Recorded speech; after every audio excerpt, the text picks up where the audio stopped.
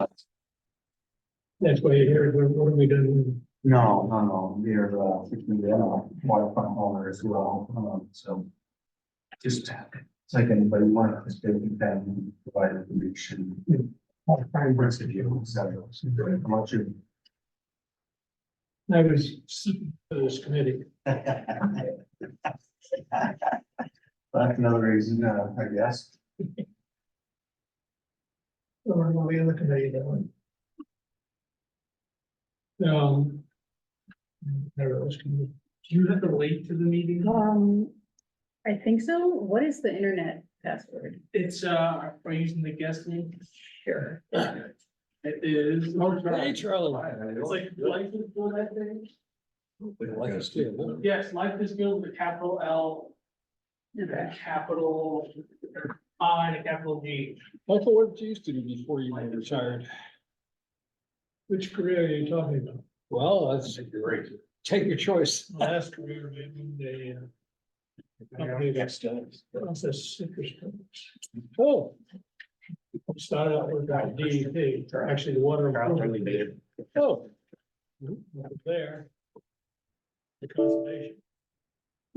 There are artificial. Okay. Says no internet. Some computers in Florida. All right. Go ahead. What's to what? On the computer. Oh, oh. I'll read it. And it's top secret. Okay. It's late. How are you doing? How you doing, John? 1796. He's doing good. How you been? How's your retirement? Semi, soft landing, I call it. Yeah. So far, so good.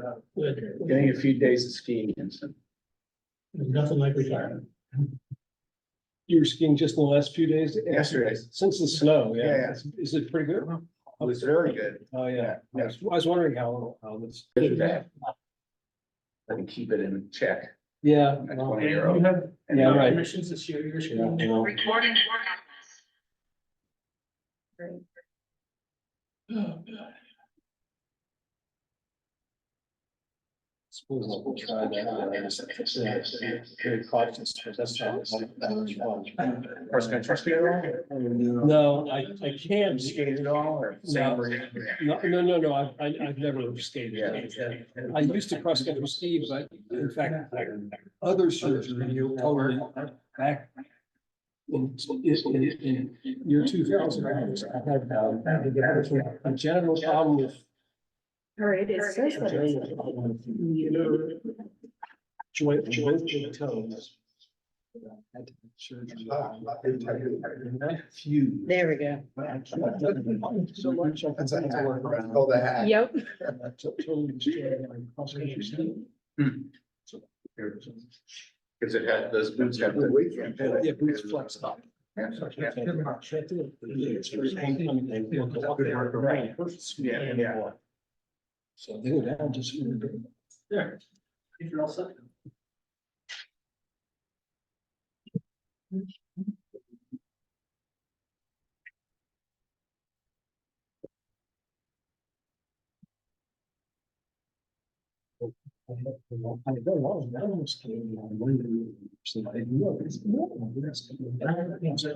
It's recording. And then after 2000. Yeah. Because I couldn't do cross country. Slipped. No, they're gonna. And then. Do I have to let a reason?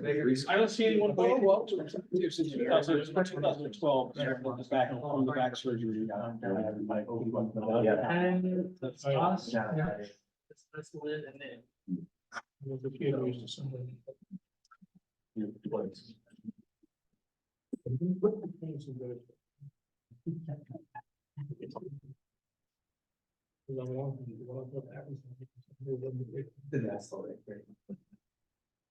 waiting for the keeper of the minutes. Yes. Nobody else wants to take the minutes, so. That's your. How you doing, Thanks for Tyler? inviting. Oh, well, thank you for coming. Appreciate it. And Kristen, thank you for coming. Yeah, too. excellent. And Lynn and George. Excellent. Here's Tanya. Hello, Brandon. I'm not stealing anybody's official chair, right? No. Okay. I figured I'd like to see the presentation. Hi, Paul, just seeing if you were had logged in yet. It was recorded. No. Your presentation is what's that? Needs the Your address. presentation on presentation. I do not have a hard copy, sorry, but I can, Like, happy to be so send it to you. If you had a hard copy, just keep an eye. Well, you just record it. It is. I can also email the presentation to whoever needs it. Maybe the whole group. I like it.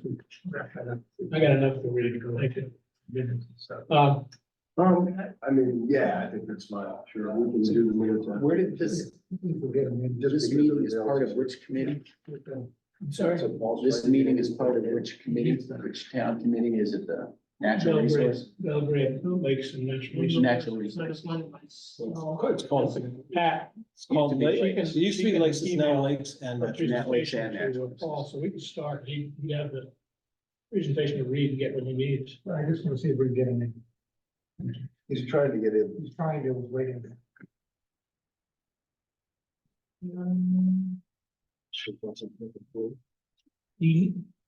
I am here, I'm gonna copy the. I got one sheet. Thank you, thank you very much. Looks like it's raining. Oh, I know what it is. There's a quote on the back. Let me, Just ignore it. Oh. let me, That kind of. I know we're supposed to restore you. Did you stop to get sworn on the way in? I did, yes. Swore to God twice, I swore to God twice on the way there. The Mary swore at me, but Yeah, right. I signed off. I just said I do, just let me sign. Yeah, did something similar. Is this for a driveway? For road association. Oh. Yeah, he- It's a big project. Oh, this is, I see. You did work on my Bear with driveway. me, I gotta get. 2 years ago. Send it to you. Is it held up? Yeah. Yeah. Yeah, good. Yeah, it has held up. His guys did the digging and then find mine. Leaning into your time. You were- Oh, you pay it back, right, yeah. Yeah, Yeah. yeah, this is, I was only. This is- right, this is, our road, our camp road Right. is not paved, but the Driveway driveway is. right at the house is. yeah. Depends how interesting. So, All right, it's gonna be coming from the treasury. Room. You plow it? yes. Yes. Do you do it or do you? Oh, no, it's Yeah. not. The same Which guys is- that do the camp road Mhm. also do the driveway. All right, can you spell it out? P five, is that what you said? You do a good job. Would you recommend?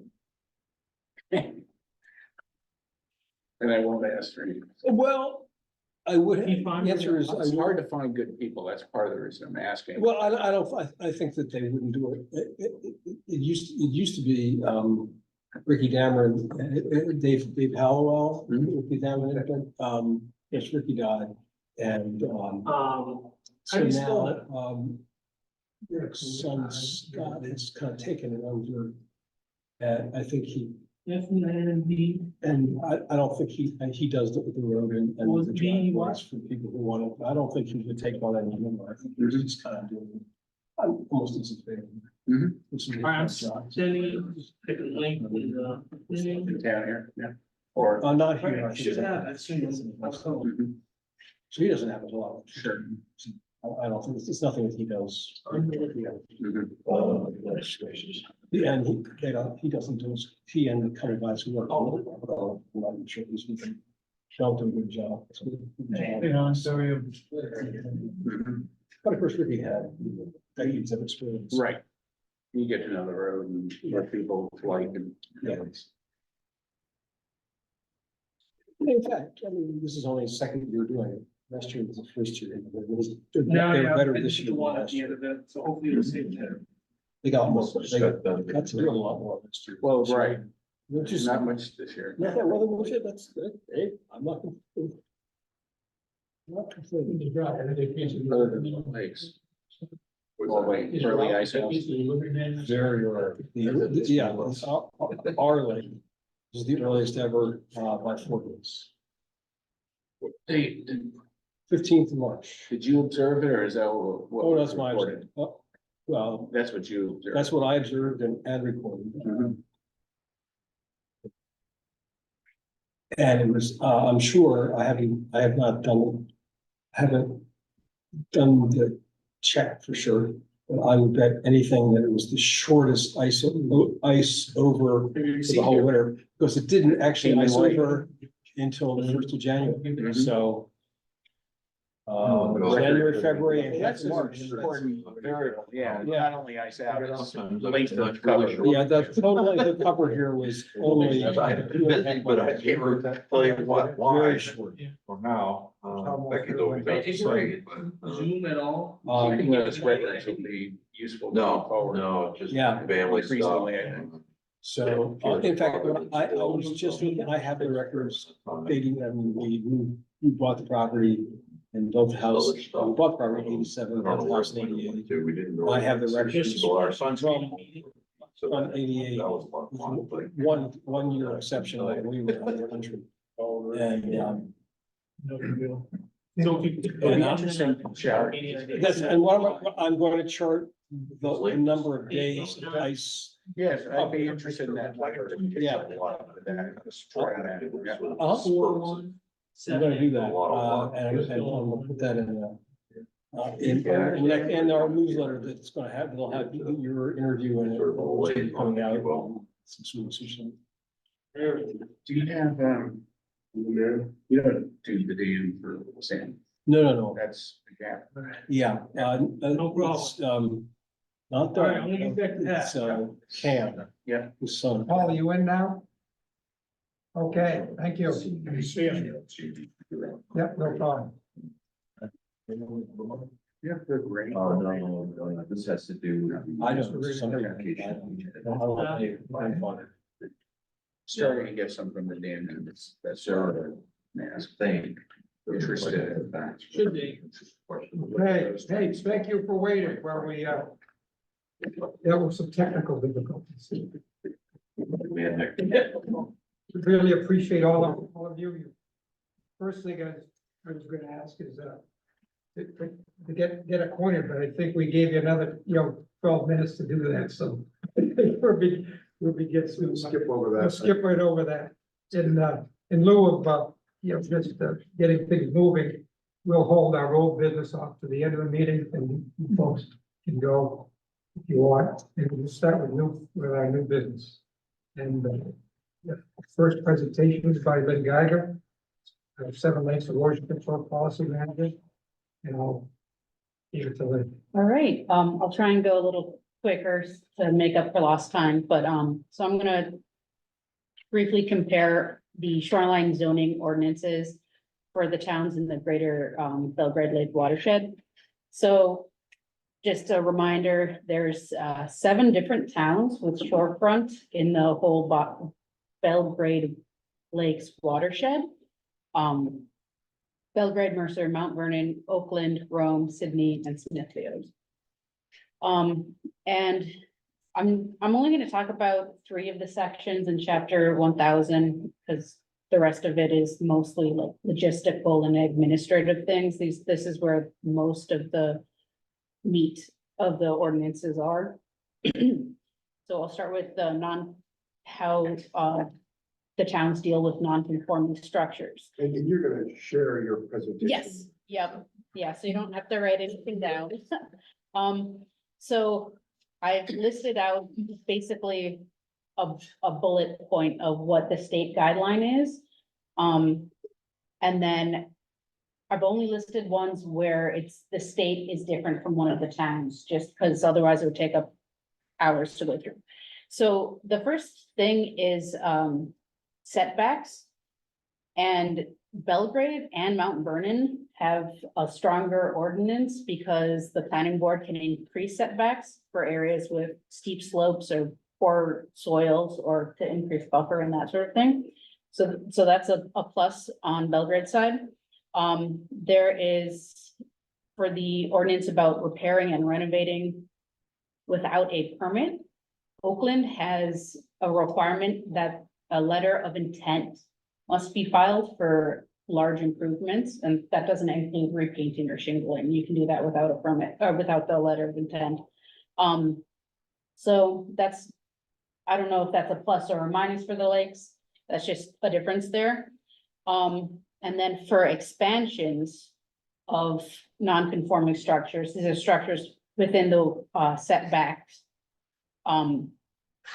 For the most part, all the different towns are the same, except for if the entire principal structure is within 25 feet of the lake, then expansion is completely prohibited in the town of Rome. In Belgrade, it's the ordinance is stronger than the rest of the towns, and because it limits it to 800 square feet of total footprint instead of 800 square feet or 30% increase of whatever the 1989 footprint was. And it requires it be on the furthest side from the water, as opposed to the state one where you can build parallel to the shore.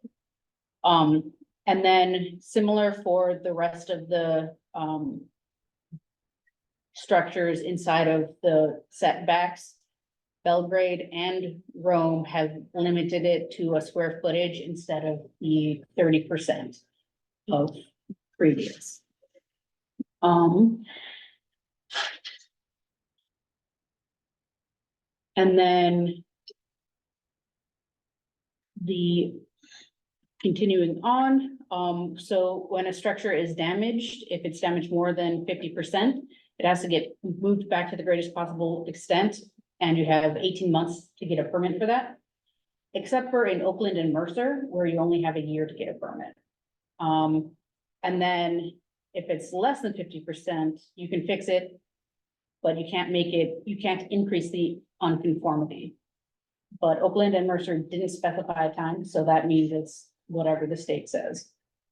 Let's see, and then for non-conforming uses, in Mercer, non-conforming use, expansion of non-conforming uses is prohibited it's just straight up prohibited versus in the rest of the towns, it's prohibited except for residential uses.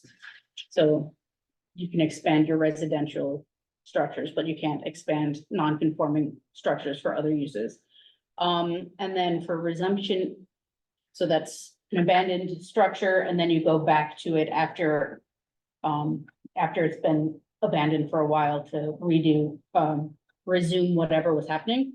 And it's prohibited, except for residential.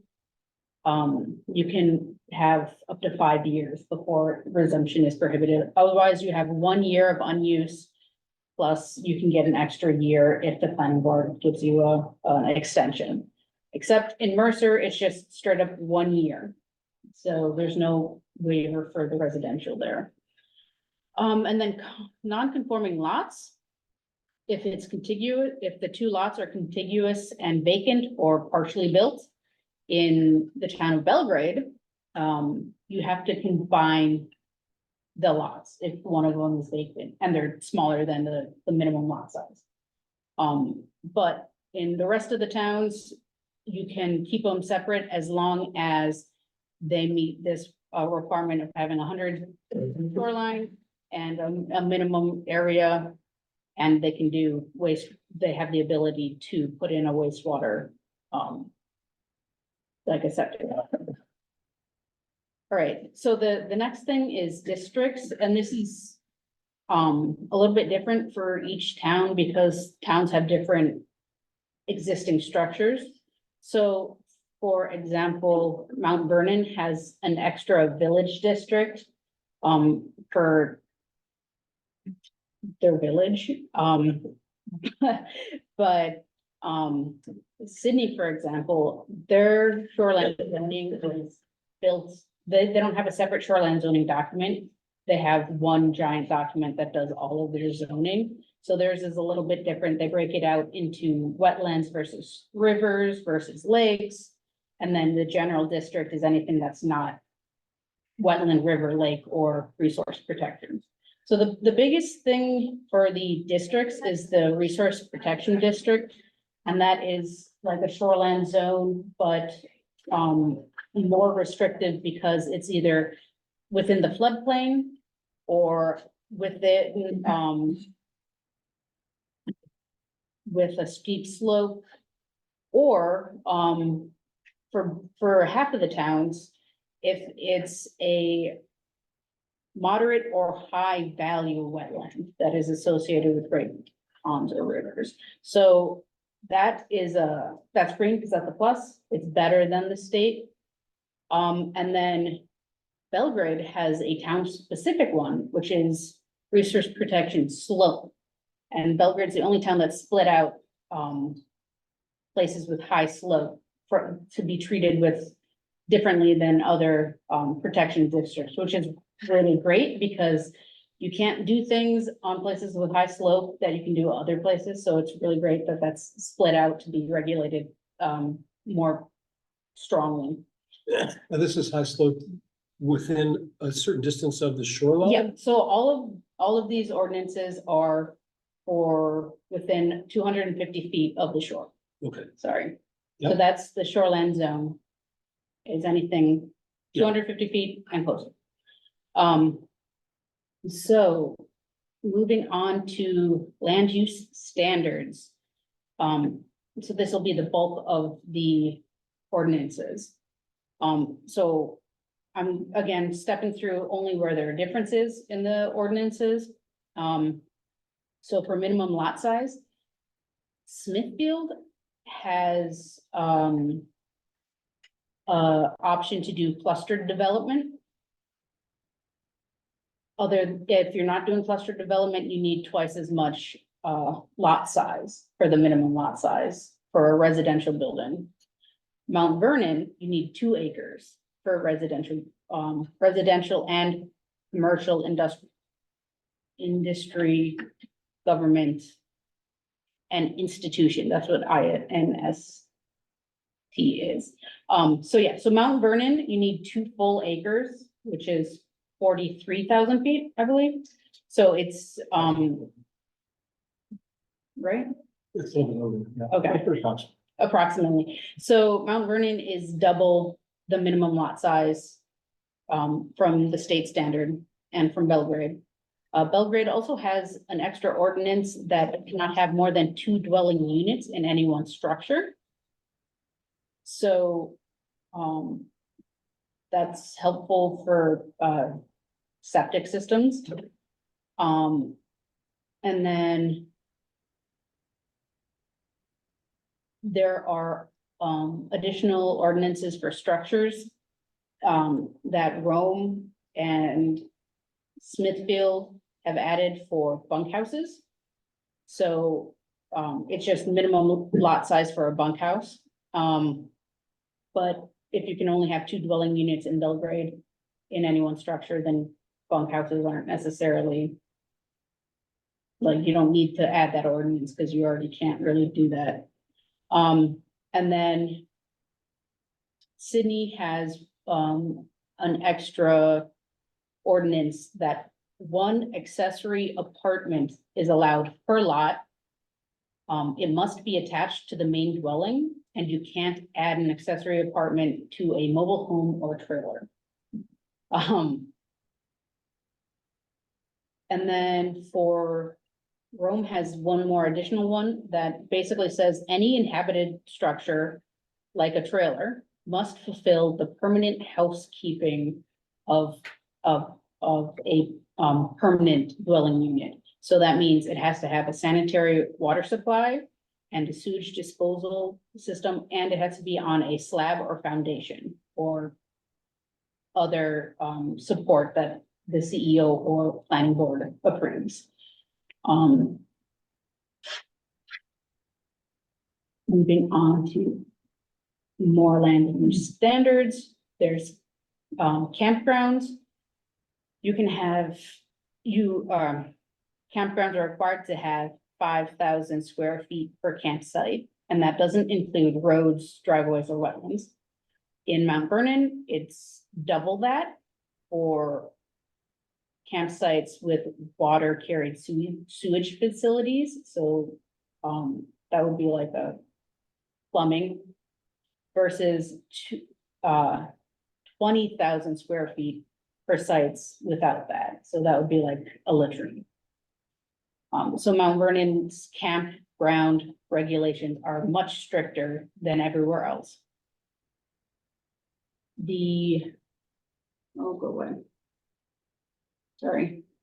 The rules for individual campsites, Belgrade has an addendum to the state rule that says you have to add an extra 150 feet of shoreline frontage to have an individual private campsite. And Mount Vernon, you need 2 extra acres of land to have a individual campsite. How do you interpret that campsite? So it goes into detail on what is considered a campsite, but it's basically a place where you put a tent or an RV and you can only have it up for 120 days at a time, I believe. Yeah. So if my grandson wants to camp out for the weekend. Do I need to plan for that? If it's not the primary source of power, individual private campsite is a lot dedicated to camping. Mhm. So your grandson put a tent in your side yard is not primary source. Good, okay. Thank you. Mhm. He's usually not that reasonable. But if your grandson was going to set up like, this is gonna be my spot where I put up my tent every single summer, then you'd have to follow the land use standard here. It's not gonna happen a lot. All right. For commercial and industrial uses, there's a long list of 12 prohibited uses in the shoreline zoning. I have that in the notes of the PowerPoint. I don't need to go through them, but I can if you want. And then Belgrade adds a 13th prohibited use, that is any activity requiring special storage or disposal or facilities for potentially harmful pollutant chemicals or compounds, except for household items in household quantities. And so that's kind of a catch-all for anything that the state missed. Mount Vernon bans all laundromats instead of just laundromats not connected to a sewer system. And they also ban adult establishments in the shoreline zone. I don't know what that has to do with lakes. Adult establishments. Adults. Sydney and Mercer have just banned commercial and industrial structures. That are not, so for Sydney, it's commercial and industrial structures. Not requiring a shorefront location as an operational necessity. Like a jet ski rental commercial outfit would be okay, because you need to be on the water for that. But anything that doesn't require waterfront is not, is a prohibited use. And then in Mercer, according to their land use table, there's no commercial or industrial use allowed in the shoreline zone. And then moving on to the next one, that's parking areas. The state has basically a waiver that the planning board can reduce the setback for public boat launch parking. In Mount Vernon, the waiver, instead of being 50 feet, like the state says, it's 75 feet, so that's a little bit better. But the town of Belgrade doesn't have any waivers listed for public boat launches, so that's the best option for the lake health. Realize you can't see Mercer. Mercer is the same in this case. And then continuing for driveways, roads and driveways. The only difference that I was able to find was in Belgrade, driveway shoulder slopes need to be a 3-to-1 instead of just a 2-to-1. So that's a shallower slope. It'll have less erosion and will be healthier for the lakes.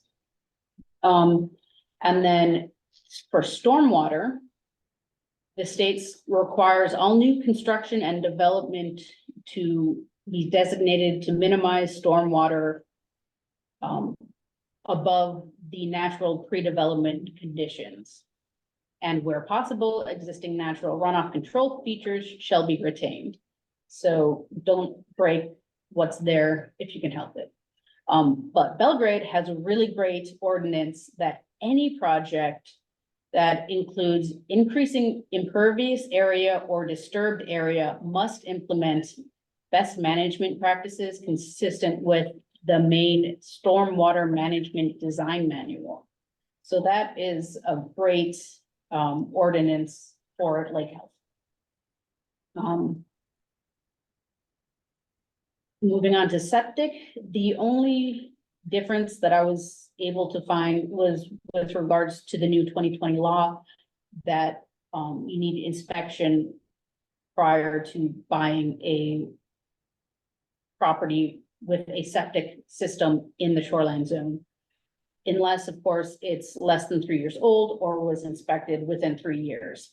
And then if you find it malfunctioning, you have 1 year to fix it. So that's the new law that was passed in the state in 2020. In case I forgot to mention, each town has a number, has a date next to it. That was the last time the shoreline zoning ordinance was updated.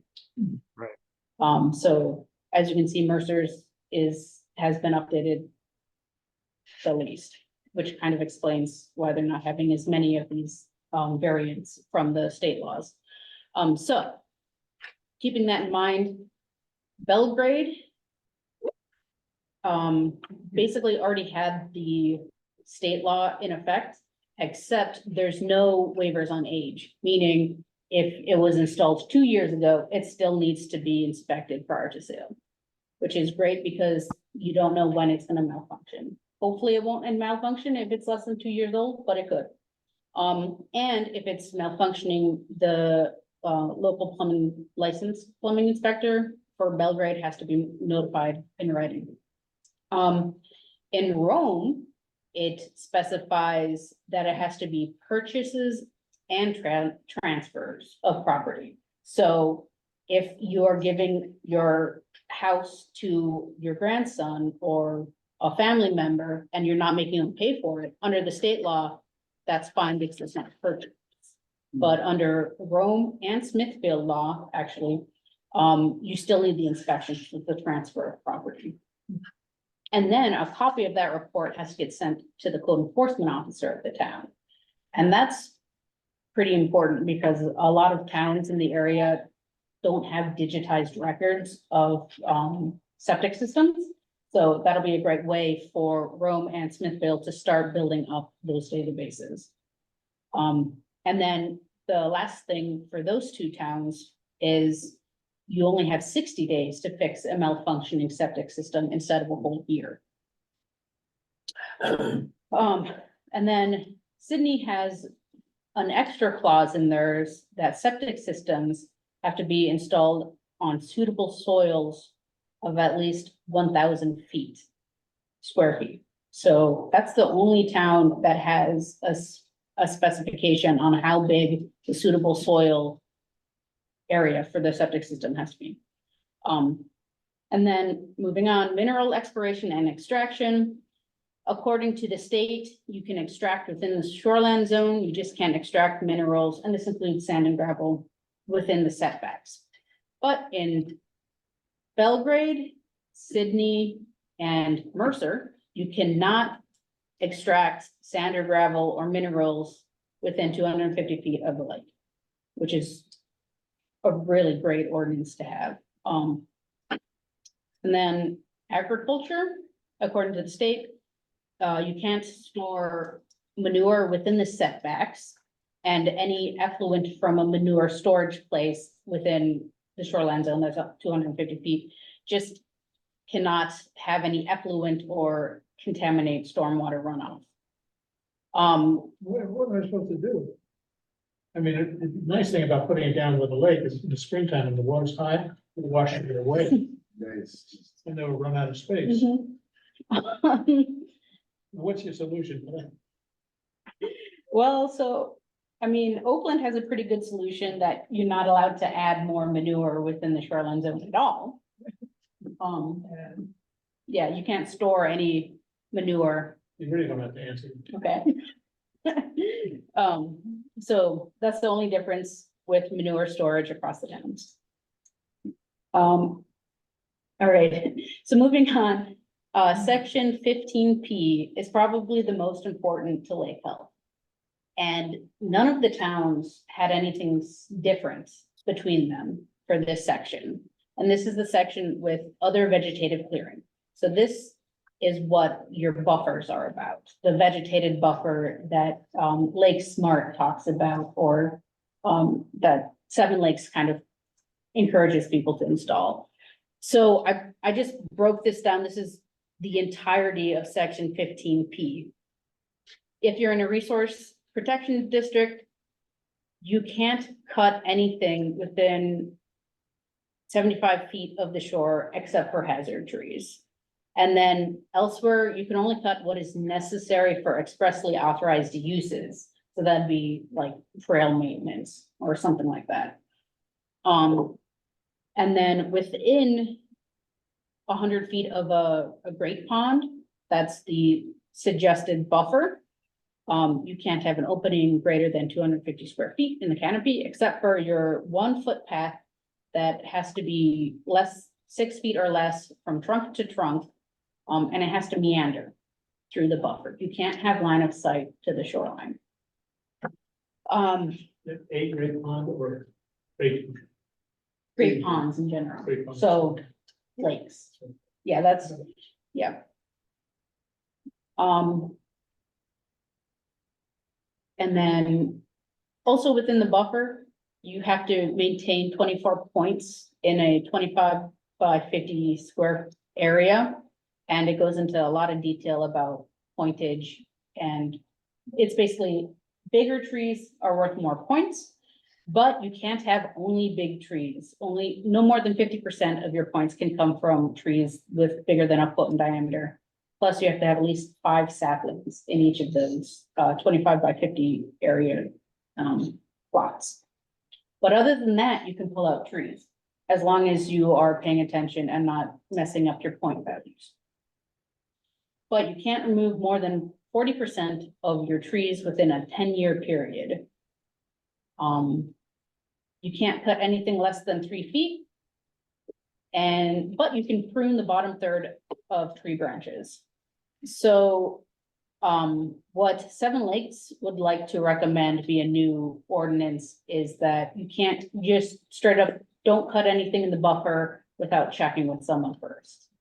Because the point value system is way too complex for like a typical homeowner to be able to do by themselves.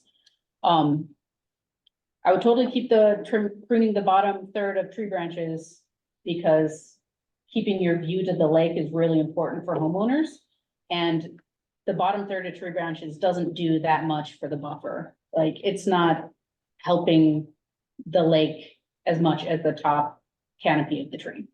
So that section is the buffer section, and then outside the buffer, that's greater than 100 feet from the lake shore, you can have cleared openings less than 25% of the lot area, or 10,000 square feet, whichever is greater. And again, you can't cut more than 40% of your trees in a 10-year period. So my recommendation is 40% in a 10-year period is nearly impossible to regulate without some sort of photographic record. It seems like an arbitrary ordinance. Mount Vernon has an amendment to their rules that says you have to, let me pull that up to make sure that I quote it correctly. their amendment for photographic record required for permits in the shoreline zone and limited commercial zone. So if you want a permit for development within the shoreline zone or limited commercial zone, you have to provide pre-construction photographs and no later than 20 days after completion of the development, provide post-construction photographs of the shoreline vegetation and development site. So that's just a way that they can make sure you didn't cut down more than 40% of your trees. Or you didn't dig up what you said you were gonna leave alone. So if you want to keep that 40% in 10 years, you should probably have something about a photographic record. Because otherwise it'll be very difficult to actually track.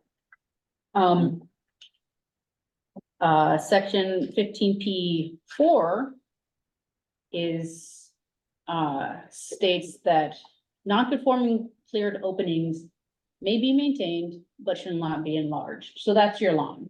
You can keep your lawn, but you can't make it any bigger. And then any fields or openings that have reverted back to shrubs, trees, or woody vegetation, then get back to being regulated as the rest of the forest in this, section 15P. So, buffers are great, and the Lake Smart definition of a 5-tier buffer is like a prime example of a buffer, but a lot of people, that takes a lot of time to grow. What you can do in the meantime, you can do a no-mow zone and basically turn the last 10 feet of your lawn into a wildflower garden. And that has a lot of impact on lake health. But if you sell your property and you have this beautiful flower meadow buffer, and you sell a property, the next person can come in and mow it. And that defeats the purpose of the no-mow buffer. So my recommendation would be to either change or define maintain in section P4 to give it a year scale. So if you leave it for no mow for 2 years, then you can't go back and turn it back into lawn. Or add in section 15P5 wildflower meadows to that list. So fields or openings that have reverted to wildflower meadows or primary shrub, tree, woody vegetation shall be regulated under this section. So those are two ways to protect no-mow buffers from being destroyed when properties change hands. So that is all of the ordinance stuff I'm gonna talk about. And just recap, my recommendations is increasing enforcement. Shoreline zoning only works as well as its enforcement. And that comes back to the town. The town needs to support their CEO and support what they're doing and support the ordinances for them to actually work.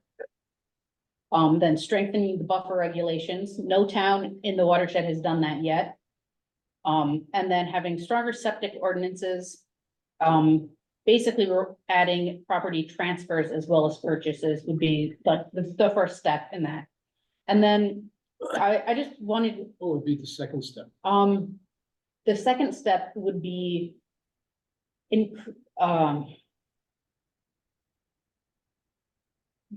changing actual septic installation to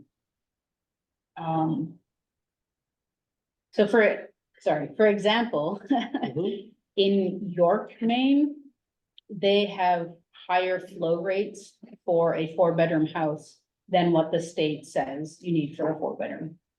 Right, and they also define anywhere where with a bed as a bedroom, instead of it needing to be like have a bed and a kitchen for it to be a dwelling, you know. So it's just like increasing what you need, basically sizing up your septic systems to be bigger than what the state requires.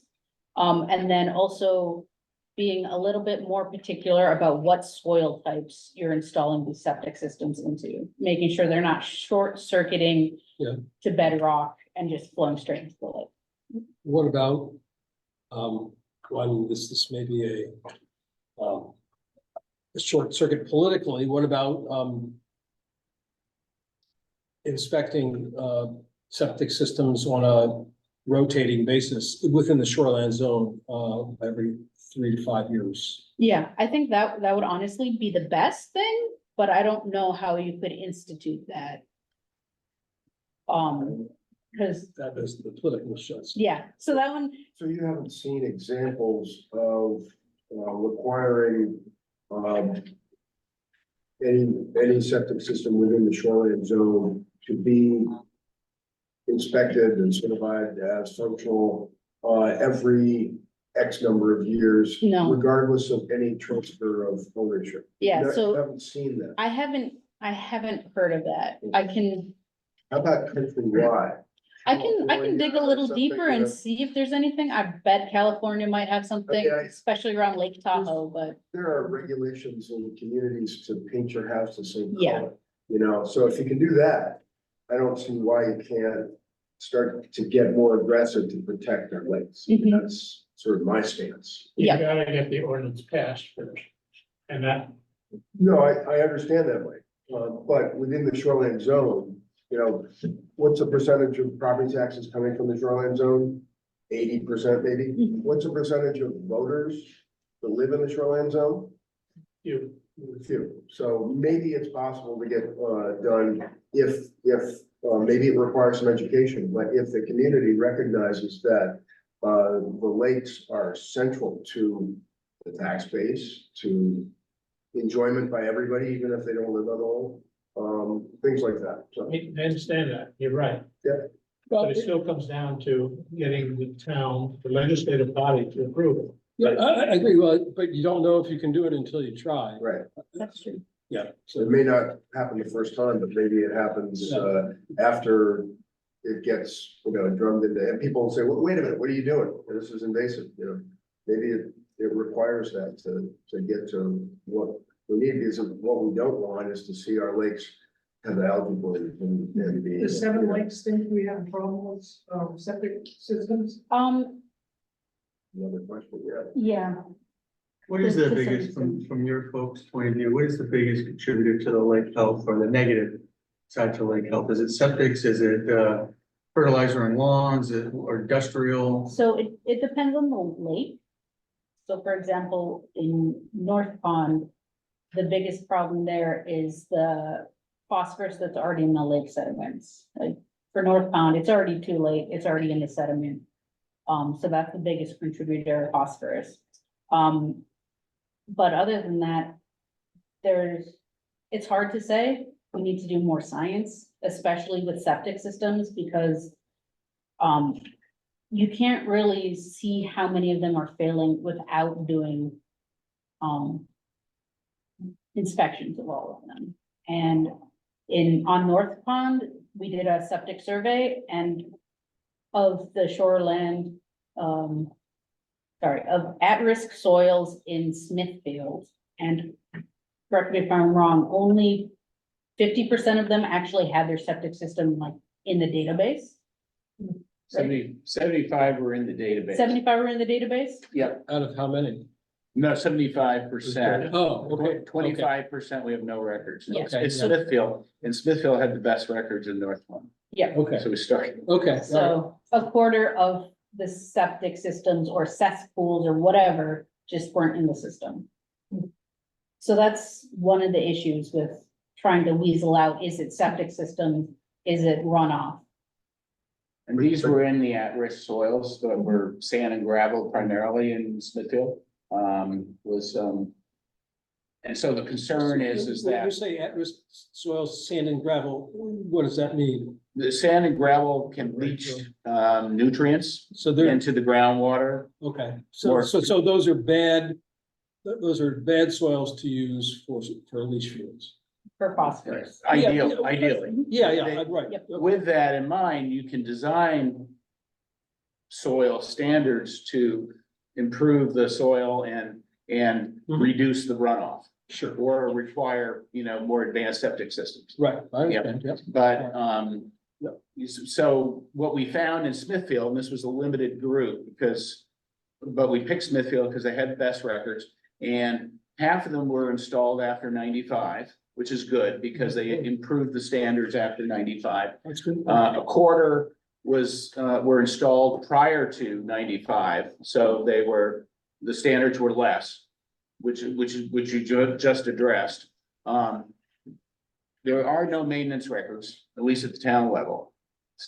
So whether those ones that went in 25 years ago are operating properly, nobody knows. But at least we know that they're fairly recent. And then a quarter of the systems we had no data on. So we don't know if they were put in 50 years ago or 10 years ago, and what standards there were, involved. So, and we were told Rome and Mercer's records were worse than Smithfield, so that's why we started with Smithfield. I'm guessing your records might be better in Belgrade, but you would have a better idea since you work with both towns. One of the recommendations we had was to basically make electronic septic records so that code enforcement officers have that information readily available, and so do you for planning going forward. And none of the towns, to my knowledge, has digitized the septic records. We're working on it. I've gotten from 2000. There's a problem, Charlie, that you and I dealt with trying to get a database of all the septic systems within Belgrade.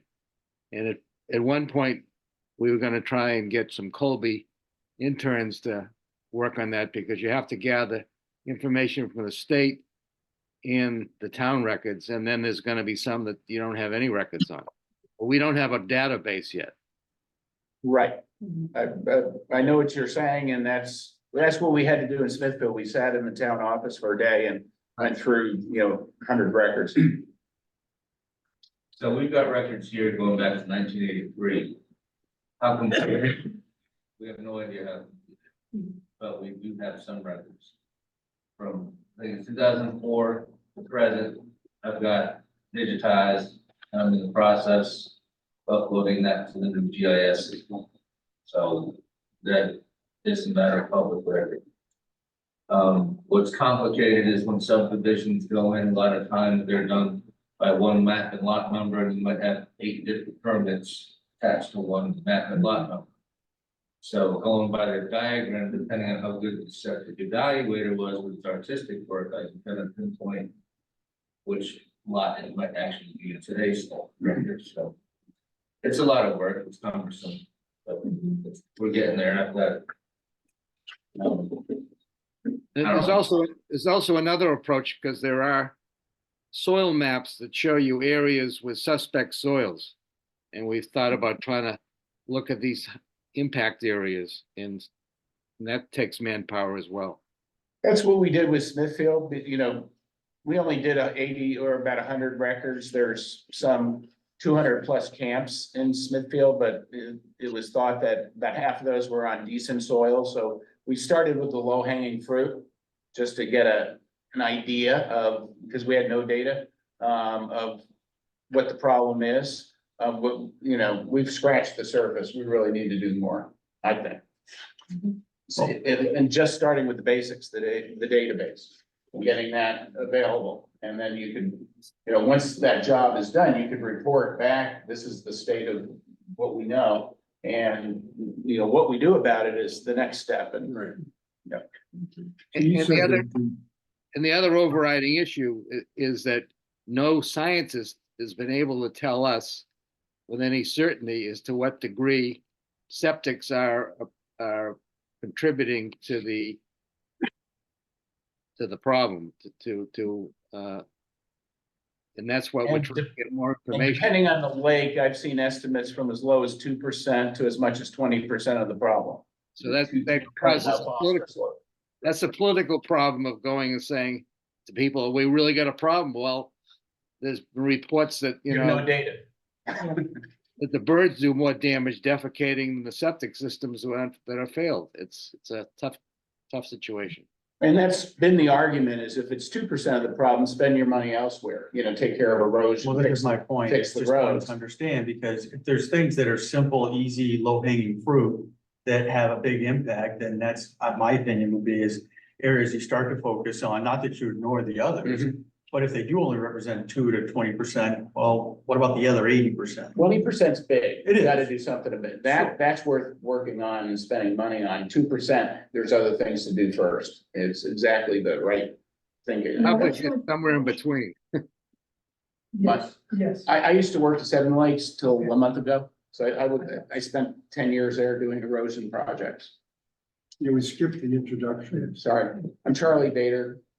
Yeah, I'm a resident of Mount Vernon too, so I'm becoming more involved in Mount Vernon activity. Lynn, I had been contacted by Seven Lakes Alliance, about a year ago regarding how to go about doing poor water sampling of septic systems, look at the groundwater connection to lakes.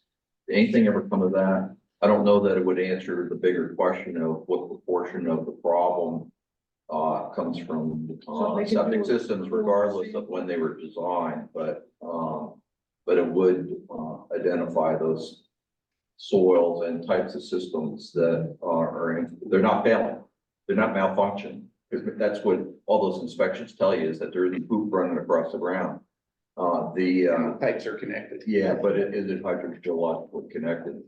And, I mean, it's a technique that DEP uses all the time, and oil and hazardous waste spillage They just do a core investigations. Around the point.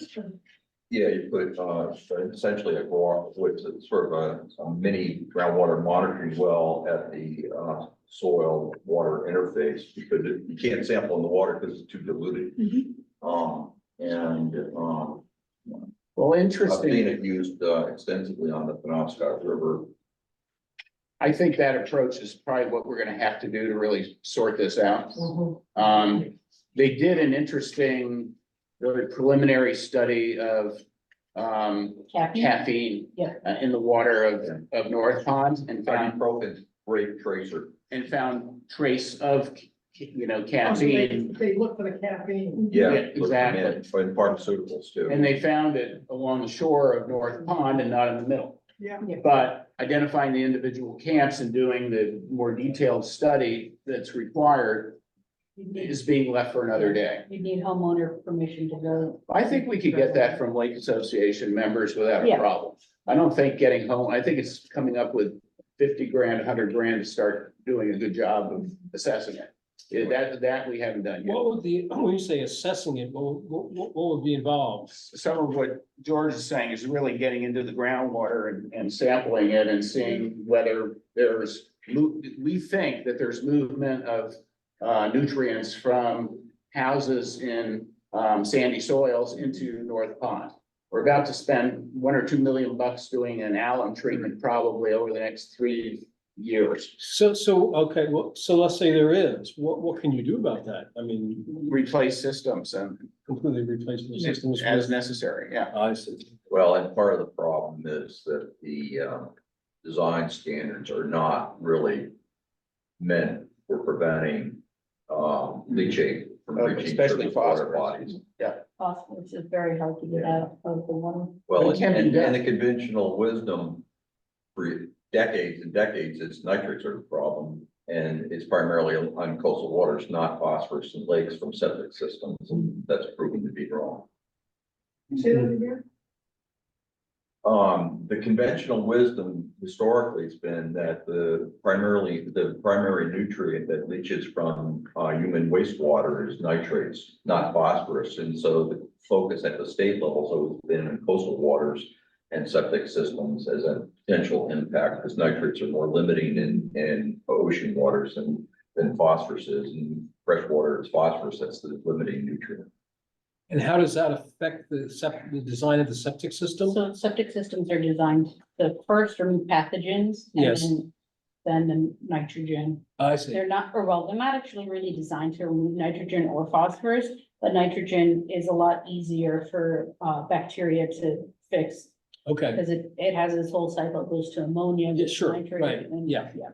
But phosphorus just, Can they remove phosphorus? They can be, they can be designed to do that, but it's not routine, it's not required. Yeah. One thing we did over at the Seven Lakes building, when the building was put in, is there's two leach fields there. One is conventional and one has some alum that they took from the Waterville, water treatment plant. And they put it in the bed and it bound up the phosphorus, that was leaching through the system. It was tested for a year. And then the grant money ran out.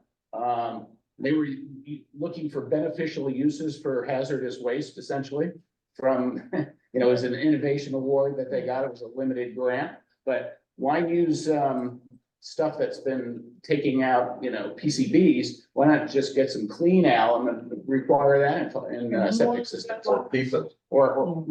So exactly. So we don't want to use a waste product that they're trying to get rid of because they don't want to bring it up to Norwich because it costs too much. We want to get some clean material.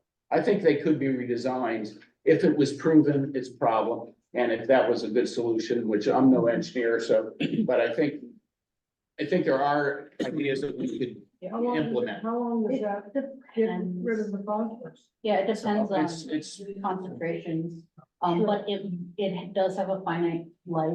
Sure. it can only bind It can up so only much take up so much. phosphorus. That's the problem with the alum treatments in the lake. They only last so long. You can only And bind up so much You phosphorus. can also use iron instead of alum, but you just can't let the iron go anoxic. You have to make sure it has oxygen, because once it goes anoxic, it releases all of its phosphorus. Yeah, so That's it right, was the yeah. opposite. It Yeah, just- you're right, yeah. Yep. And that's impossible In the you know, soil. in our lakes. Yeah, because it gets so deep. They're anoxic at the bottom Yep. in August, as I can So tell. it's Yeah. gotta be pretty challenging in the kind of environment in a septic tank. too. Right, exactly. Right. But if you have like a stormwater basin and you put in an aerator or something, or if it dries off and regularly gets oxygen, then you can use iron. So the question I have from my Zoom land here is our job is to deal with the ordinance. And is there any suggestion for us to revise the ordinance with regard to septic standards? I mean, I understand from Dave Roach, who I know and has lectured, that the current certification program for a septic system is not adequate to determine the soils, which is a problem. I mean, can we as a town lead in upping the strength of the septic system ordinances, and should we concentrate on that? Yeah, that would be doable. I know that I haven't looked in too much depth about the main state subsurface wastewater ordinances. But they do make sure, you do have to look at what type of soil it is to make sure that it will actually function as a leach field. So, but you could write in your ordinance, you can only use these certain types of soils and just make it more restrictive than the state.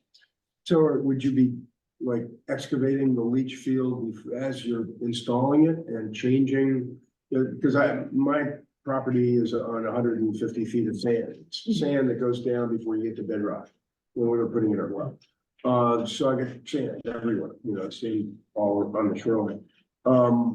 Would you bring in some other type of soil in the leach field and, is that how you would Probably. do it? Yeah.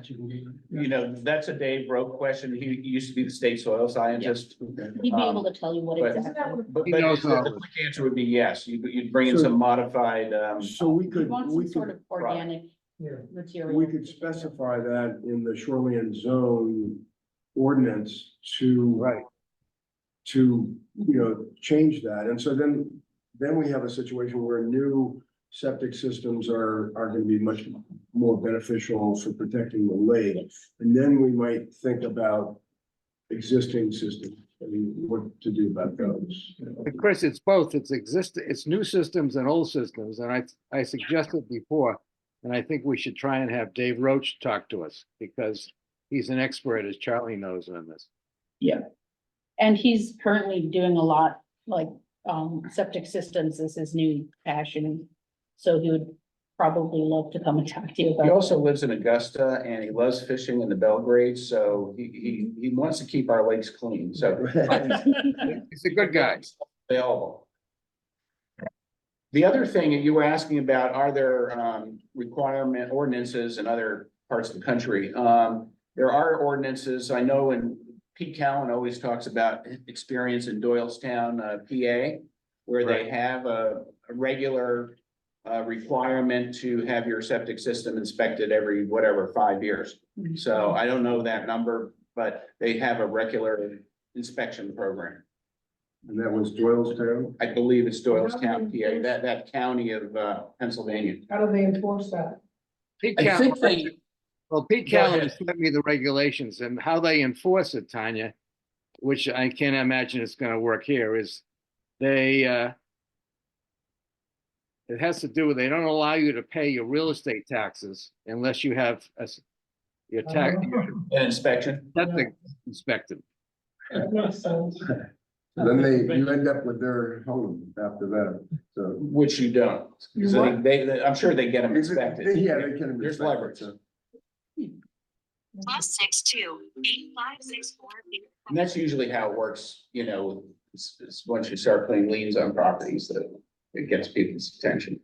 It's a bigger hassle, an administrative issue for the town, and so you have to raise fees and to take the time to do it. I guess I get back to your comment about North Pond and how it's basically the internal load that's the problem. The external load has been solved or is No. not. Yeah, I mean, I was kind of balking at that because I've driven past enough to see that the external load's got to be a factor in water quality. So so this sort of gets back to trying to figure out whether septics are a big enough nut for us to change the ordinance, I guess is the question. And so we would have to have funding to do a sample of trying to figure out do a random sample of septic systems and then try to figure out whether it's leaching into the lake or not. And that would be like the step one. Well, in Smithfield, we talked about identifying the soils that are at risk.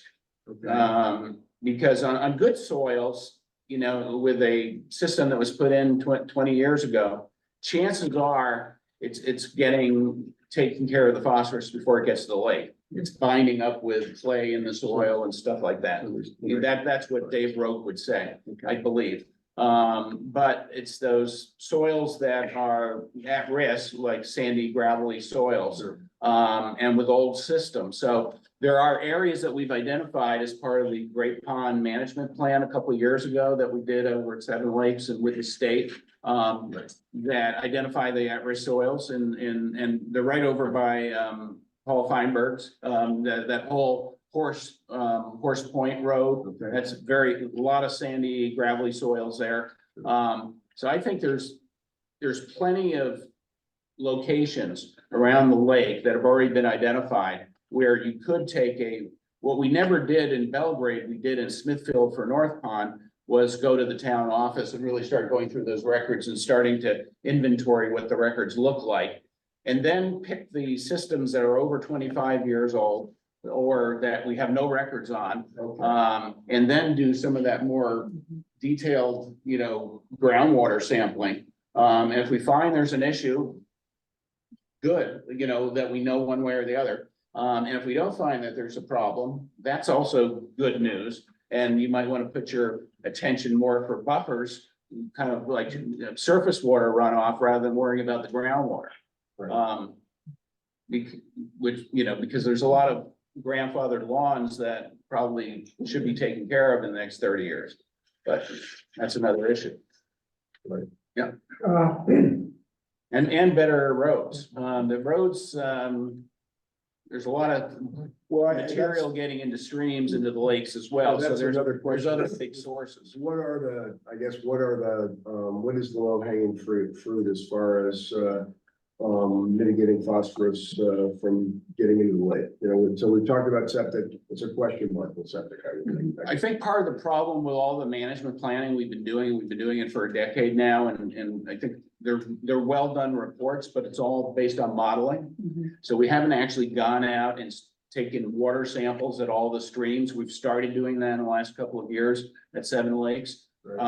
So we've started the stream sampling, but we really haven't started the septic sampling. And until we do that, all of our data is based on models. And so there's a limitation there. So if I'm a voter wanting to vote on something, I'd like to go beyond the model probably. Especially if it's gonna cost me some money. But there are a few things that you can do that you'll know will be beneficial for the environment. And one of those is sweeping up street sand before it gets into the ditches and then the streams and then the lake. And then also switching to brining your roads instead of using rock salt. So you can cut your cost on materials by, is it a magnitude of like 10? I believe it's. Did you say grinding? Brian. Brine. Yes, so it's salt brine that you Yeah, spray, yeah. yeah, and it keeps the snow from binding, so you don't get the snow ice buildup. The DOT was doing that. Belgrade tried it too, with not much success. Okay. They're, they were doing it in the Portland Mall, I believe. And they cut down their salt usage by a lot. It does require a lot of, technology and like, road cameras to make sure everything's working and, tracking your equipment and stuff. I saw a really great video that I think actually you sent, right? Yeah, I might have, yeah. That talked about the whole process. So that might be So beneficial. is salt, I think Lenny had circulated some literature coming from upstate New York, I guess. Yeah, well, often salt and sand usually go together, Yep. so the problem is in the sand. The salt has its own problems, but for the eutrophication, which is what we're basically talking about, it's more the sand that's going into the So salt. the sand, so phosphorus is gonna come out of the sand or is in the sand or? Most likely, Mhm. Okay. most sand has phosphorus in it. No, when they rebuilt Main Street, we supposedly put traps in there, red sand. Yeah, they have some. They did. In the village? In the village. We're coming up on a hard close at 5, so we probably want to wrap this up, so we have time to break all this stuff down. And Lynn, thank you very much. We hope you can be you're a very valuable source in the Seven Lakes team, and we really appreciate. Yeah, I think Thank you we're, so much. we're sort of trying to figure this out as we go, so, I think we want people to stay around Yeah. and participate, so Lynn, we're not telling you to leave now, so just so you know that.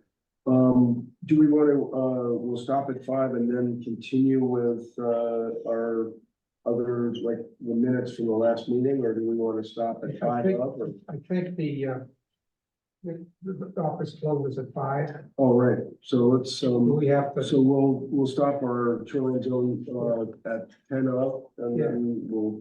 I don't think, deal with I our- think we got enough time today. We can put this, we'll meet again in another, 2 weeks? Right.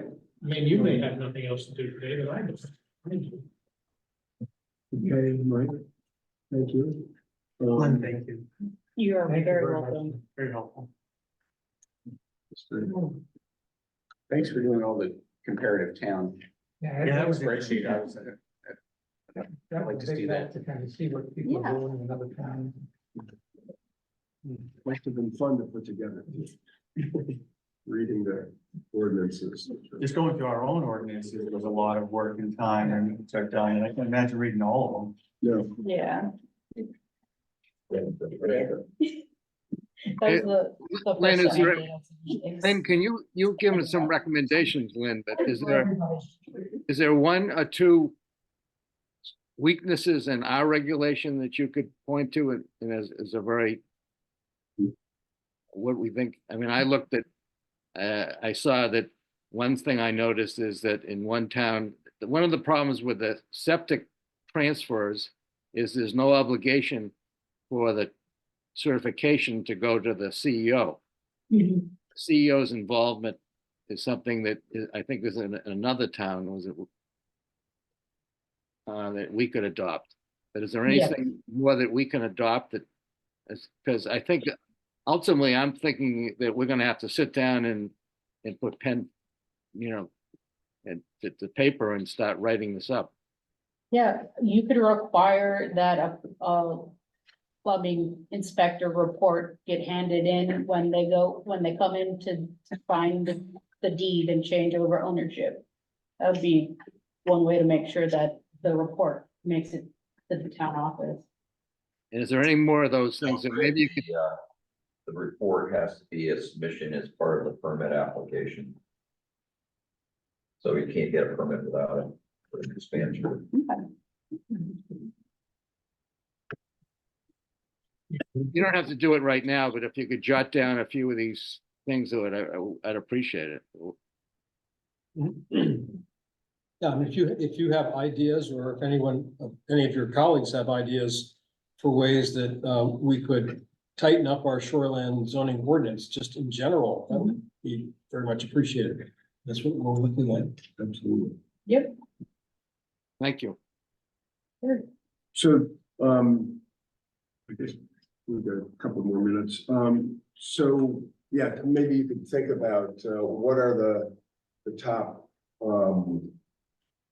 4 or 5 things that are really making a difference with phosphorus in the lakes that is coming from the land that we can influence with the shoreline zone ordinance. So just thinking about, we talked about buffers and, there's other things that we talk about. And we'll just, maybe we can make those as items that we can discuss one by one and then think about. Yeah, I sort of envision that once we have an idea of the areas that we want to improve, then we're going to probably need some help as to how to write the ordinance to be effective. Any thought been given to what effect converting summer places to year-round places has on the lakes? That's something that's bothered me for a long time. Yeah, I mean, you're basically putting twice as much, or well, more than that. Well, the lakes used to have a period of rest in the winter. Yes. It doesn't happen as much. Yeah, so in addition to overloading your septic systems, you also are now plowing all of the streets and plowing all of the driveways. And plowing is very damaging to roads if you're not doing it the right way. You're basically plowing all your road material into the ditch, then your ditch gets full and can't carry the water properly, and it'll overflow and eat out the road mud. So there's a lot of damage. It's hard for me to maintain my manure pile too. Yeah, Get to it, yeah. yeah. I mean, that's something that's bothered me, and I wondered.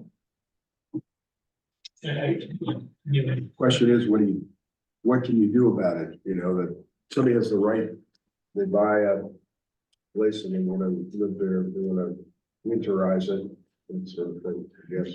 There are some divisions that are created for single home zone. So kind of comes back to the town. Comes back to giving the town the legs to enforce restricted covenants, like you're painting your house certain colors. Right. And, certain neighborhoods were developed, maximum bedrooms, seasonal use only. Yeah. And, you can try to put the brakes on them, but it's enforcement. Right. And going to court. Right. Because everybody wants to challenge the authority of the local municipality. And it's kind of a sport, there are people that know they can break the municipality if they keep them in court. So Right. we've almost had that happen here. Right, and that recent article about, was it Sebago Lake or? Yeah. And that was pretty onerous, and luckily they persevered on it. It stuck to it. That's all too. Lynn, how closely do you guys work with some of the individual lake associations, like, like I'm on, Messalonskee Lake, the Friends of Messalonskee. They're constantly sending out a lot of educational stuff to everybody who has waterfront there. And they have a lot of great suggestions. They do a lot of science stuff that frankly, I'm still figuring out and learning. But do you guys work closely with them, with the different associations? Yeah. And like that, because I don't know if they have some studies they've done already with some of this or not. They're a small organization, obviously, relatively Yep. speaking. But it seems like they spend a lot of time in that water quality study Yep, stuff, shoreline stuff, getting certified if you want, for being, I forget what they call it. Lake Lake Smart. Smart. Yeah. Yes, right, yeah. And I'm just wondering how that interacts with you guys, but it sounds like you guys Yep. do all. Yeah, Work so closely Seven together. Lakes is actually the Lake Smart hub for the Right, watershed. for the different So all ones. of the Lake Smart awards have to come into us before, yep. And then, we do all of the water quality sampling and tracking of the lakes. And then, we help out with all of the 319 grants. So those are the grants, federal money to help improve roads. So, yeah. Improve roads. Yep. Roads, Yeah. camp roads. Gravel road. Camp roads and waterfronts as well, not the buffers and that sort of thing. Yep. Yeah. So if you know a camp road in the Great Pond watershed, that needs improvements, we have a grant open for that. Yeah, my little pretend association didn't want to do it. They're all too cheap. And they wouldn't spend the money, no, half of it would have been paid for with that Mhm. grant. Yes, Yeah. 50/50 usually. Yeah. What's the, road? They wouldn't do it. Well, we're informal, we're never formalized, which also means that half the people don't pay. You can't force it. Well, we could if we formalize, but What road Then is you it? have- so it's Ambrose Cove, right on Okay. Oakland, Belgrade. Yeah. right What's it down- called? Ambrose Cove, Ambrose. yeah. Yeah, we We're were still being involved in that recorded, so hopefully none of them are project. watching me calling them cheapos. They're not all cheapos, there's some people who are not cheapos. Yeah. But it is a challenge to get people to They don't see spend, the benefits. to spend $700, but we don't mind spending 300 3 times in the same year to fix the same problem that keeps happening. Right. But you don't want to spend it up front, Mhm. and that's the challenge with those grants. They're great grants, don't get me wrong, but it's still, you gotta get the homeowners to do their part. So I think we're gonna end the shoreline zone discussion now, and then the We've got committee many, members that are here, we just got a couple housekeeping things before we gotta get out of here at 5 o'clock. you have a key, I do. okay, we're 5 minutes past. and- I'll stay. I'll let us. Thank you very much. Thank you very much. Thank you. Very much. Lynn. Our next scheduled meeting will be April 9th. April 9th. We'll send everything out and Paul will send the minutes to everybody here. They can have, George, thank you very much. Appreciate it. Thank you. Thanks, Charlie. Thank you, Charles. See you. Nice to see you, Charlie. Happy to come back. Good to see you, Paul. Yeah, we'll try to keep you busy when That's right. you're not I skiing. got so much time on my hands. Thank you, Charlie. Well, you just, See ya. you'll just get in trouble. So thank you guys, it was nice to meet all of you, I appreciate it. Right. Close this or? I learned a lot. Yeah. Thanks for coming. You guys. Good. Yeah, I think that's a good start. It doesn't matter. There's nobody out there. It's all videotaped anyway. Yeah, so we got it. That was good. Yeah. Yeah, that was good. Good start. What we have is old business, consideration of the March 12th, 2024 minutes. Move approval. Do I hear a second? All right. Second. Somebody will second it. All those approve? Okay, Okay. done. Thank you, Paul. Excellent minutes. Thanks, Paul. This really helps us really see what was being done and Typed and neatly written. very well done.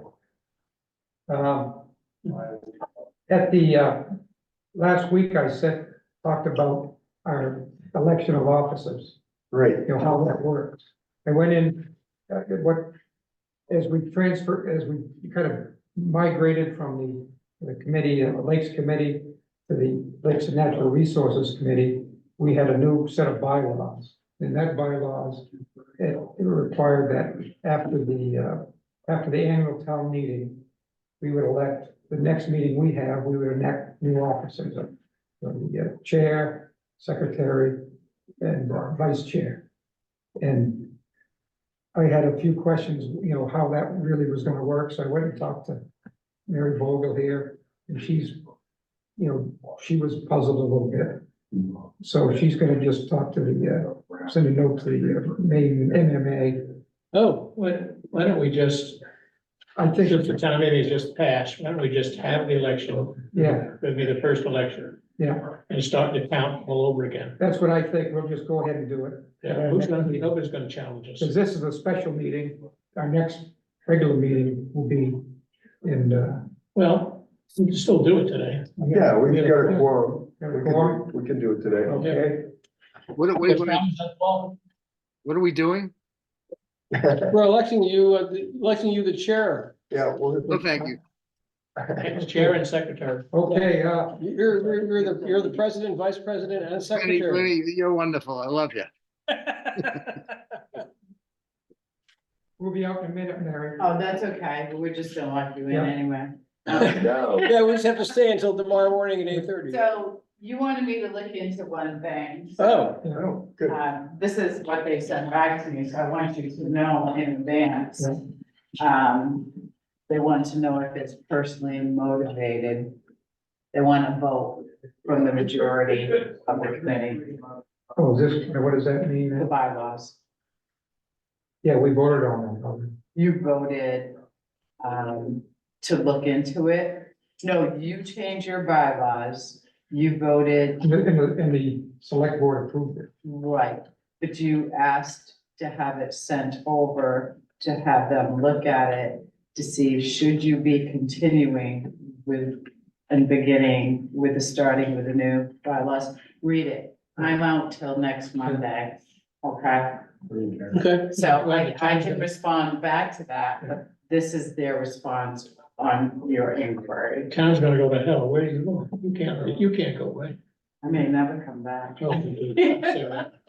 Don't say that. Okay, so just read it. You can keep it to yourself. You can ask, you know, the committee if.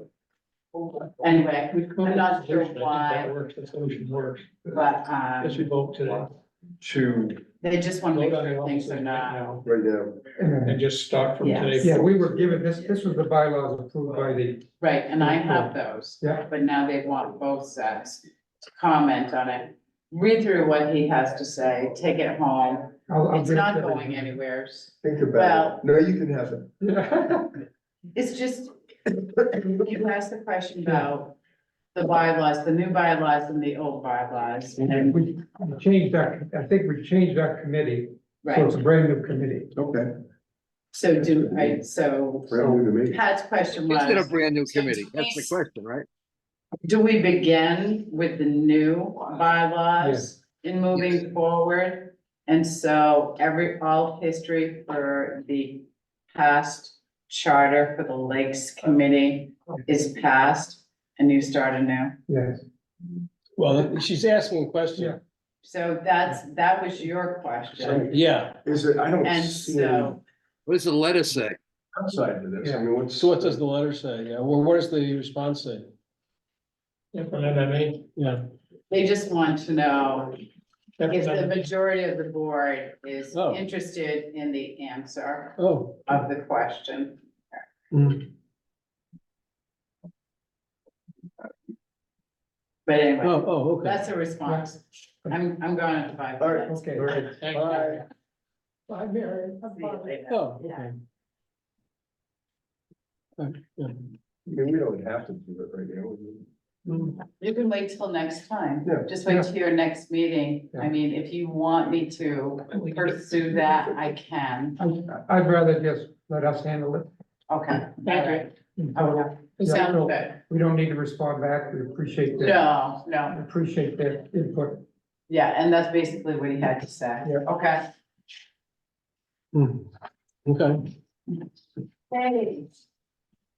Yeah, the solution we had is fine. Yeah. Because who's gonna challenge us? Nobody, you know, they approved it, the select board approved it, we made a few changes, so Fine, okay, we're good. very good. So, you wanna continue with the vote? Fine, I'm good. with that. All you, We're voting, we're assuming we are a new committee, right? Yeah. yes, we're a new committee. We have new bylaws. And they're And the- approved by the select. Just to be, board. just so I'm clear, that means that if we're an old committee, it would affect how long the term would be of the chairman. Is that right? Yes, the new one is, the term is, they're 1-year terms. You can- you can- Just for the- We already had a maximum of, This is the chair, isn't there a maximum of how many years you can serve? 3 years, three 1-year terms. Well, that for the chair, but For the then chair. members of the committee can, have Stay. 3-year terms. 3-year, right? Yeah. Up to 12 years, I think. No, Isn't it? Yeah, excuse me, three, the well, chair maybe shall not serve more than 4 1-year terms in Right. succession. That's the chair, and then the, committee members, there's There's a no term limit? There are Yes, term there limits is. for the committee, yeah, there are term We're not limits. voting on Isn't the the issue office. with it- But we're not Isn't the- voting about that. We're voting on the offices, are we not? yes, All right, we know what they are. But isn't the issue whether the service on the Lake Committee or even the Mooring Committee gets tacked on to our service on the Lake and Natural Resources Committee? that's what I was thinking, Paul, it kind of just, but I think, thinking through it now, I think we broke away from that committee, the Lakes Committee, whatever happened there was over. This is new, we've got new members. We should just Very good, go okay. with what we approved. Okay, Yeah. All right, So it'd be, we have three things to vote on today. okay, very good. The first one is the chair. I nominate Pat, to Me too. continue as chair. I second it. All I those in thirded, favor? I thirded. Okay, All in all favor? in favor? yeah, Nobody opposed? nobody opposed, I'm happy to do it. Good. It's a great group to be with. Now vice chair, which is Mike. I nominate Mike to be, the vice chair. I second it. Yes, like you're all the vice. All those approve? All right, Unanimous. Thank you.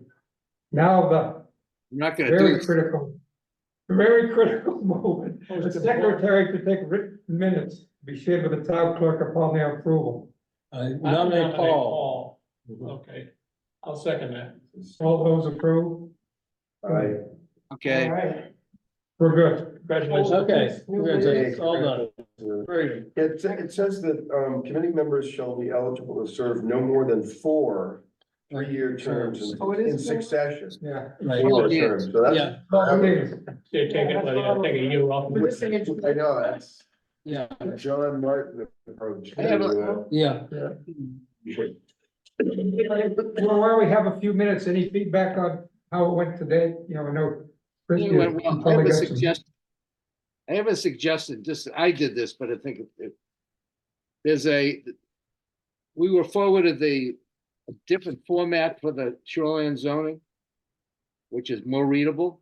So I copied it and I bought a loose leaf notebook, so I got it here, so I can make notes and gonna have to revise this thing. So I think it's really important to have this, the statute, the ordinance handy as we go to next year. Yes, the town manager was kind enough to do that. I'd gone in and talked to her, said I find this a little tough to read. You know, it's I have one too. in the new one she did, it's more just the same words, they're just easy to read, it's better, more, you know, organized. And, Tanya, did she make that for you? She said she has it. Just I ask. copied it online and then punched it, you know, and bought a, I'm I'll read- not I'll gonna resend it read every- everything on my phone. Well, you sent it to us, I just, I'd already copied the old one, so I'm trying to keep my printer from burning out. Yeah. But do we want to, I can go through my notes from this and try to yeah, come up with some areas that, so we're talking, you know, we talked about septic, we talked in passing about buffers. Maybe there's, you know, so we'll start to keep, track Now, of those. one thing that Lynn said that caught my attention, but she just kind of, she said it briefly and just kept on going, was that at Seven Lakes, they thought that the current wording, the current conception in in our shoreline zone ordinance, which I think is very common, is that the formula for certain number, trees at this size and that size and the other size, and that there's a whole formula and so forth that you have to adhere to over a certain period of time, was not really very workable for most people. Right. Right. And that they had come up with something that was a lot simpler. Well, she said, it would be, don't cut anything without permission Yeah. from, I guess, the CEO on it. Which is- Whatever, yeah. She just said approval, but it's more than likely. She said they would help. Except now in Rome. Rome doesn't have a CEO. Well, they do, but nobody knows who it is. I asked, what's his name, Hans Hans, doesn't know. no, I said, who is the CEO? He didn't know. So I, Yeah, I mean, Andy Marble Yeah. has left, Yeah. but, did you see on Lynn's presentation, it said that, Belgrade's, shoreline zone ordinance is stricter than Rome's, but Rome's is perceived to be stricter because of enforcement. Plus enforcement, but So yeah, interesting. but that might have been back, that could be a That was- leftover from when it was Andy Marble versus. Andy was, he was, I can't You know, what's forgot his- his- I What was that forgetting guy's his name. he was strict, but he was, Gary Fuller. Gary Fuller, yeah, well, Gary, yeah. Anyway, well, that might be one thing we could think about is there some way to, if not exactly, to take that codification of the percentages of different sizes and make it more workable, for people. So that's one thought, and the other is enforcement is, Yeah. and that is not something we're gonna put into the ordinance. I don't think, unless we can specify the resources of the town, but I think it's really that, the lake water quality has to be a greater priority of the town of Belgrade. Well, one thing we talked about, Chris, one thing we talked about back when we were just the Lakes Committee is possibility, of having a part-time code enforcement officer working in the summer who was strictly and only involved in shoreline zone. So the full-time person does the whole town and does that year round, Right, including shoreline zone, but in the summertime, when there are, a lot of people around at the lakes and there's a lot of construction and stuff going on, especially around the lakes, then you also have another person who's working for 8, maybe 12 weeks or something during the summer, just strictly in shoreline zone. So that's nothing exactly, I don't know that you put that in the ordinance, but that's something that you can certainly lobby for. That's part of the enforcement problem that we have. Yeah, A suggestion I have as we go forward is that we choose a part of the ordinance, like, for example, we choose this issue with trees and arborists, and that we invite some arborists to talk to us exactly how it works as a practical matter. Because I know I've had arborists that work for me and he's got different stories of his interaction with code enforcement. It's impossible for a code enforcement officer to enforce this regulation. yeah, I would think so. I can't imagine how you could possibly enforce that. She was saying, well, you have to have pictures from 10 years ago. Well, Yeah, sure. How many people are gonna have that? it needs to be simplified. It really does need to be simplified. So there's 2 or 3 local arborists and Sure. invite people in, property owners who might be interested in weighing in on this. You almost have to say no cutting. Yeah, I mean, and it's not just trees. I mean, shrubs can do just as Ground much as cover. trees can, and certain kinds of ground cover. well, I think we need to get into that when we discuss the buffer, because Yeah. I'd like to know more about that, and from Lynn, from Charlie, to probably have a scientific background.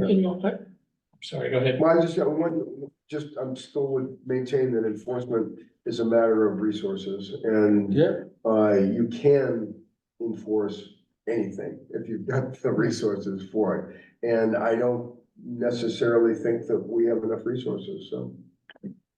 I've looked in York, and they mentioned York today about the septic. I went and looked at that, but the thing my biggest takeaway was York's, 14,000 people, much bigger than us. Yeah.